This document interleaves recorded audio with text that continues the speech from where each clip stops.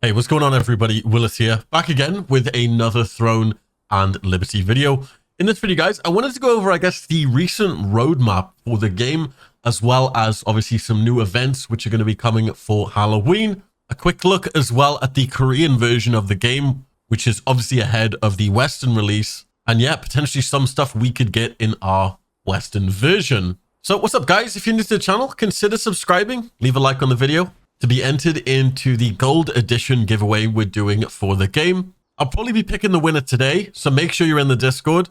It'll be the pinned comment. Yeah, let's jump into it. So obviously, I wanted to just take a quick look at the autumn 2024 content roadmap. Now, this was released a few days ago, but it seems like not a lot of people know about what's actually coming in the game. So I wanted to just do a quick breakdown, show you guys everything, and just keep you guys up to date on what's going to happen in the game and what updates we're going to see. So if you're not aware, the way the game works is it's sort of like a slow rollout. Now, they've done this obviously because they want people to progress in the game, and they don't want to basically throw a ton of activities at you and obviously all these bosses. So it's sort of like this gradual, slow rollout.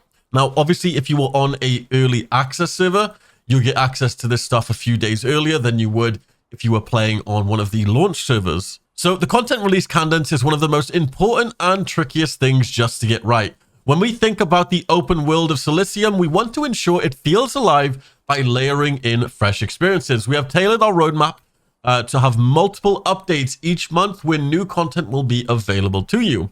To continue the trend of bringing fresh experiences, we are putting an emphasis on live updates and seasonal holiday content in the world of Silicium. Don't worry, we still believe there is something particular magical about the major release and updates to a game, especially in MMO, to create a moment for the community to rally around. We are planning to have major releases roughly every 3 to 4 months that inject a meta shift, new major systems, or other impactful experiences. Our first major update is planned for December, and we're going to be going over that in this video. But they talked about seasonal holiday content. Now, they haven't really mentioned this, but there will be a Halloween update. As you can see, they showed off this in one of the Korean live streams, and what they said was it's actually going to be available worldwide. So it looks like this could potentially be, I want to say, a new battle pass, but I'm assuming there will be some other way to earn these different weapon skins. And obviously the skins for the characters, I'm assuming this will be in some type of bundle. But obviously it's that very sort of vampiric, I want to say goth-like theme that they're going for. It looks pretty cool, I'll be honest. I really love the look of the weapons. I think my favorite is probably the greatsword. I think I'm a bit biased. It just looks nuts. Also the daggers, come on, the daggers look insane. I might be saying this because I use daggers in greatsword, but come on, don't these look nuts? So I'm assuming closer to Halloween, we will get some new updates, or maybe even a trailer for the West. Yeah, that's pretty sick. So they actually showed off, a little roadmap for Korea, and it basically shows a timeline from October to 2025 first quarter. Now, obviously, we have a ton of activities, which are obviously all in Korean, so I'm going to basically translate it for you guys. So obviously, it looks like in October, there will be the Halloween event, which they did mention will be worldwide. We're getting artifacts. I have no idea what artifacts are. I'm assuming it's some type of new open world activity. There's going to be a new ARC boss. I'm assuming this is something for the Korean version, because obviously I think they're like a year or two ahead of us. They're adding War Games, a custom mode, the Challenge Dimension Season 2, Chaos Rune. And then in December, they're adding their first anniversary event. So I'm pretty sure Throne and Liberty actually came out December 2023. So this is, their 1 year anniversary. They're adding new weapons. So I'm assuming this is going to be new weapon types. Guardian Growth, the relationship system, the proficiency system, a new arena map, a fish picture book, cooking secret recipe. Now, I just want to obviously let you guys know, we probably won't be getting this stuff for a very long time. So if there's anything here that excites you, we probably won't be seeing this for another few months. Obviously, apart from the Halloween event, I'm pretty sure they're going to slip that into our version of the game. And then finishing up with the first quarter of 2025, the Korean version will be getting the first 12-person raid. I had tons of people ask me, Willis, do you think they're ever going to add a raid to Throne and Liberty? And here it is. The answer is yes. They're going to be adding a 12-person raid, which sounds absolutely crazy and hectic. I love the sound of it. They're adding a one-person breakthrough dungeon. Not sure what that is. A inter-server siege. I'm assuming this is the linking of servers, which comes together in one massive siege. There's already hundreds of players on the screen in the massive castle sieges. I can't imagine if you do like an inter-server siege. And then obviously they said some more seasonal events. So yeah, that's pretty much all the stuff coming in the next few months for the Korean version. Like I said, I don't want to like excite you guys and then disappoint you. So it's like, hey, we probably won't get this for a very long time, which is probably the case. But it's exciting to see what will come to our version of the game and what they're probably working towards. So going back to the actual, I guess, roadmap and stuff we're going to be getting. If you're not aware, there's actually a tier 2 gear. Now, this is basically the upgraded, I guess, purples. Now, tier 2 gear will not be introduced with the release of the 2-star dungeons as it was in Korea. We will not release the rune system and trait resonance at the same time. So they're actually unsure when they're going to release the tier 2 gear system. This is basically just further progression. Now, obviously, when you have full purples, this was basically the next step, was the tier 2 gear.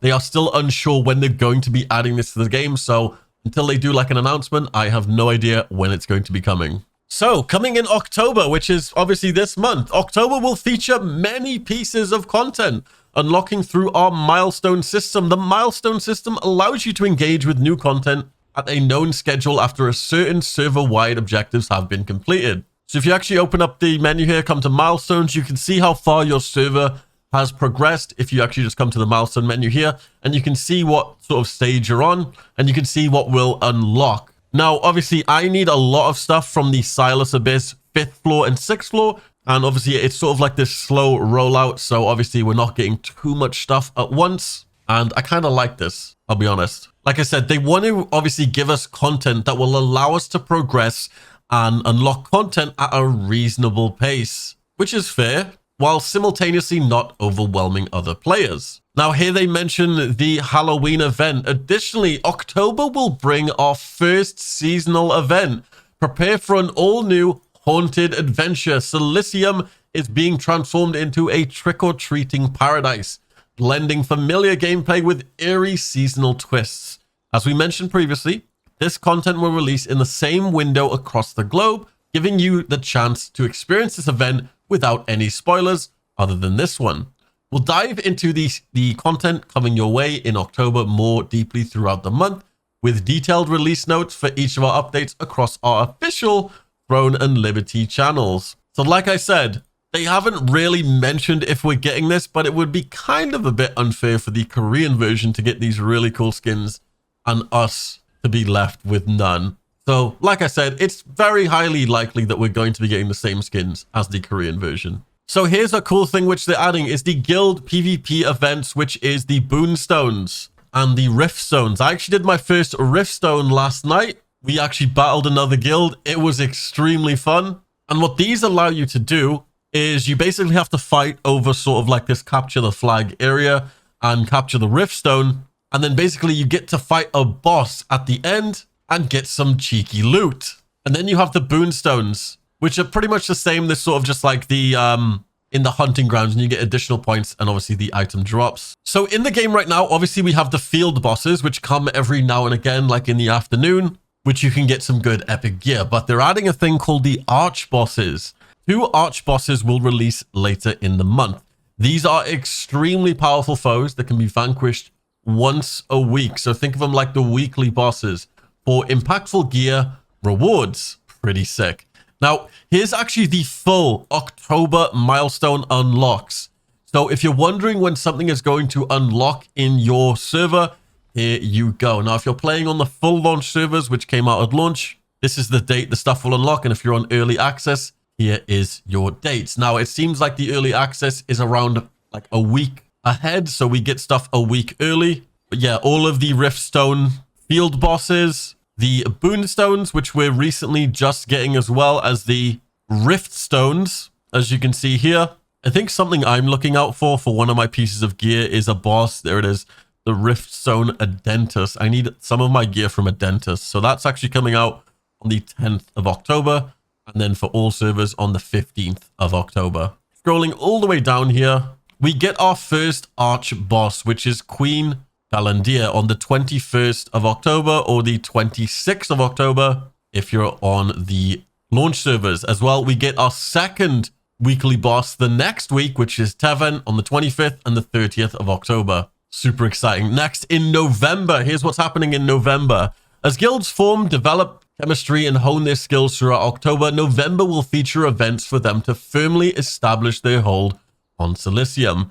In the form of the first tax delivery event in Castle Sieges, we will also launch Arena Season 1. For those who prefer the dangers in the wilds of Silicium to all-out guild warfare, we are now tentatively planning to release 2-star co-op dungeons in November. So it looks like we're getting the 2-star co-op dungeons in November. As mentioned previously, we will evaluate how you are progressing before finalizing the dates. Full details to come as we approach November. Then we have the Castle Sieges. If you have no idea what the Castle Sieges are, basically, it's these massive fights. You have to attempt to seize control. You'll also need to contend with other guilds, dodge arrows, spells, all this good stuff. It's a massive siege, and there can only be one champion of the Stone God Castle at the end of the 45-minute match. It's a massive, flat-out PvP brawl. So check this out. This is actually really cool. It's called the Tax Delivery Event. Basically, what happens is it's like a, I guess like an escort thing you have to do with your guild, and you have to survive basically hostile guilds trying to steal your wealth. Basically, the guild that owns the castle from the Castle Siege chooses one player. This player then transforms into a tax delivery golem that travels from Vienta Village to Stone God Castle. The Castle Alliance has to defend the golem against the rest of the server.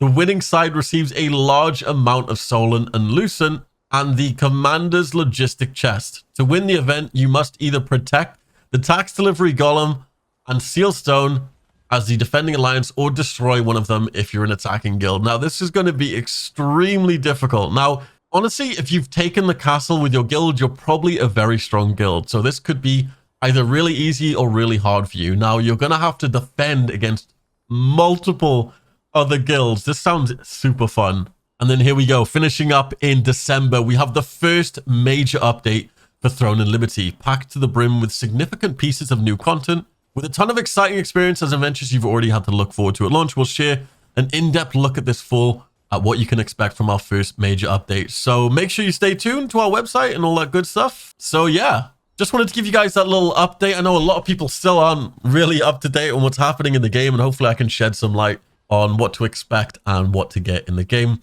Glad you guys are enjoying the videos, and like I said, we're giving away a gold edition today. So like the video, leave a comment, make sure to subscribe. We're going to be live on Twitch, so my Discord will be pinned in the comment section if you want to know what time I'm live streaming. Heck, I could even be live streaming when this video goes up.